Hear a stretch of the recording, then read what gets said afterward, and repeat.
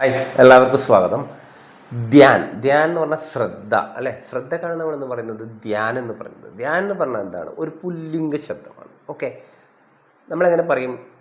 നിന്റെ ശ്രദ്ധ എവിടെയാണ്? എങ്ങനെ ചോദിക്കും? തേര ധ്യാൻ കിധർ ഹെ. ഓക്കെ, തേര ധ്യാൻ കിധർ ഹെ, നിന്റെ ശ്രദ്ധ എവിടെയാണ്? ടീക്കെ, തുമാരാ ധ്യാൻ കിധർ ഹെ, നിങ്ങളുടെ ശ്രദ്ധ എവിടെയാണ്? ടീക്കെ, അപ്പോൾ തേരാ ധ്യാൻ കിധർ ഹെ എന്ന് പറഞ്ഞാൽ നിന്റെ ശ്രദ്ധ എവിടെയാണ്? ടീക്കെ, തുമാരാ ധ്യാൻ കിധർ ഹെ എന്നാൽ നിങ്ങളുടെ ശ്രദ്ധ എവിടെയാണ്? അപ്പം ധ്യാൻ എന്ന് പറഞ്ഞാൽ എന്താണ്? ഒരു പുല്ലിംഗ ശബ്ദമാണ്. അതിപ്പോൾ ഒരു സ്ത്രീയോട് നമ്മൾ ചോദിക്കുമ്പോൾ നമ്മൾ തേരാ ധ്യാൻ കിധർ ഹെ എന്ന് തന്നെ ചോദിക്കണം. ഒരു സ്ത്രീ ചോദിക്കുമ്പോഴും അങ്ങനെ തന്നെ ചോദിക്കണം. ഒരു പുരുഷൻ ചോദിക്കുമ്പോഴും എങ്ങനെ ചോദിക്കും? തേരാ ധ്യാൻ കിധർ ഹെ. ഒരു പുരുഷനോട് ചോദിക്കുമ്പോഴും എങ്ങനെ ചോദിക്കും?